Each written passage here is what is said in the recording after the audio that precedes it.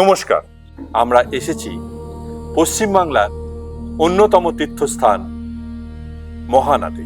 মহানাদের নাম পশ্চিমবাংলার দিকে দিকে ছড়িয়ে পড়েছে। গত 200 বৎসর ধরে মা এখানে অধিষ্ঠান করে আছেন। আমরা কথা বলবো এক সদ্গোপের সঙ্গে, আর প্রতিষ্ঠা করেছিলেন শ্রী কৃষ্ণচন্দ্র নিয়োগী মহাশয়। উনিও ছিলেন সদ্গোপ। নমস্কার, আপনার নাম? আমার নাম স্বপন কুমার নিয়োগী। আমরা কথা বলছি স্বপন কুমার নিয়োগী। স্বপন কুমার নিয়োগী উনিও কিন্তু সদ্গোপ, আর সদ্গোপদের প্রতিষ্ঠিত মূর্তি, প্রতিষ্ঠিত মন্দির এই মহানাথ, ব্রহ্মময়ী মা কালী। আপনি বলুন, এই মন্দির কবে প্রতিষ্ঠা হয়েছিল?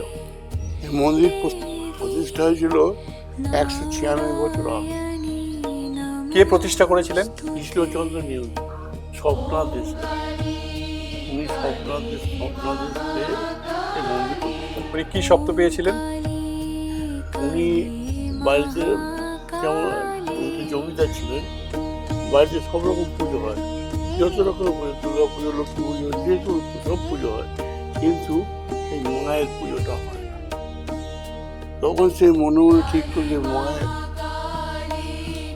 কালী পুজোটা কবে করা যায় না। সেইভাবেই তিনি একটা স্বপ্ন পেলেন যে তুই আমার প্রতিষ্ঠা করে সব পাচ্ছি।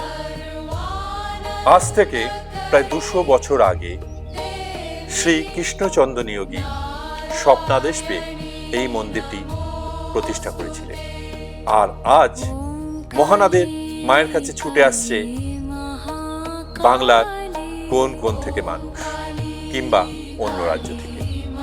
সদ্গোপদের ইতিহাসে মহানাদ একটা যেন মাইলস্টোন। আচ্ছা, এই পুজোর বিশেষত্ব কি? মানে কিভাবে পূজা করেন? ষোড়শোপচারে অনেক রকম পুজো আছে তো। প্রতিদিনের পুজো হয়, নিত্য পুজো।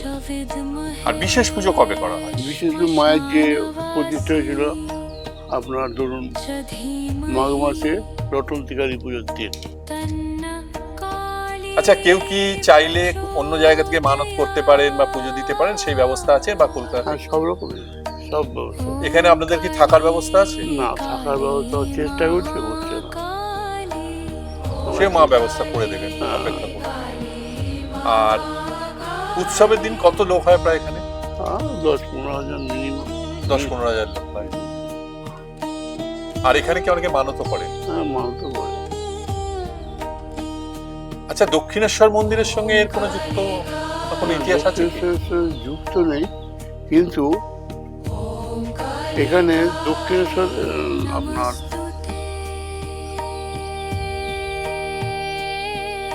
দক্ষিণেশ্বর থেকে এই মন্দিরটা 25 বছর আগে পেয়েছে। 25 বছর? এই মন্দিরের 25 বছর পর দক্ষিণেশ্বর মন্দির। অর্থাৎ এই মন্দির প্রতিষ্ঠা হবার ঠিক 25 বছর বাদে দক্ষিণেশ্বর মন্দিরের প্রতিষ্ঠা। এবং এই মন্দিরের আদলও অনেকটা দক্ষিণেশ্বর মন্দিরের মতো।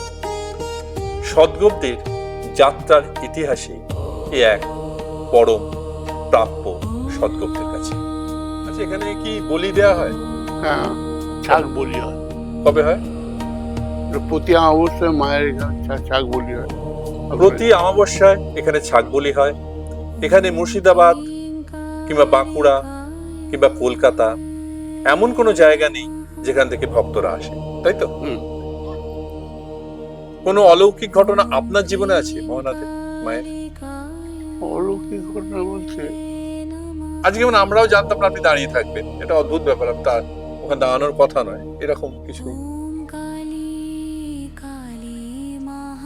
অলৌকিক এটা কি অলৌকিক বলবো? প্রতিদিন প্রতি মুহূর্তে মায়ের আশীর্বাদ তো আপনাদের ওপর, আপনাদের পরিবারের ওপর আছে। তবু তো অনেক ঘটনা আসছে যেগুলো আপনার এই জীবদ্দশা, যেটা আপনি চমকে গেছেন। আপনার অনেকেই তো মায়ের ভক্ত, আমাদের সবাই সন্তান। এখানে এক ভক্ত আপনার গঙ্গার ওপারে বাড়ি, আপনার হালি শহরে বাড়ি।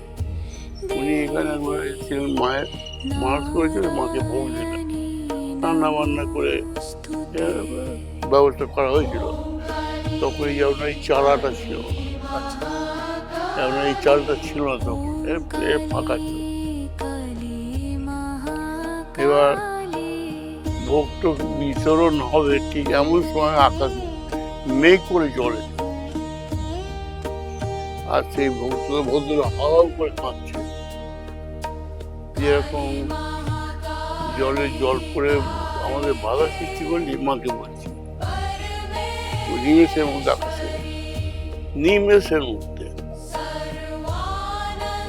এক অদ্ভুত ঘটনা উনি বললেন, হয়তো এরকম বহু ঘটনা আছে বা বহু ভক্তই জানেন, সবাই তো সবকিছু বলেন না। এক ভক্ত এখানে প্রার্থনা করেছিলেন হালি শহর থেকে এসে যে মাকে ভোগ দেবেন, আর এই বিরাট প্রশস্ত চাতাল এখানে উনি ভোগের ব্যবস্থা করেছিলেন। ঝমঝমিয়ে সেই সময় আকাশ থেকে নেমে আসে বৃষ্টি। ভদ্রলোক আকুল ভাবে কাঁদছিলেন, মা তুই কি আমার ভোগ নিবি না? আর অদ্ভুত ভাবে সেই সময় এখানে বৃষ্টি বন্ধ হয়ে যায়, আর এখানেই বোধহয় মহানাদের ব্রহ্মময়ী মায়ের কৃপা।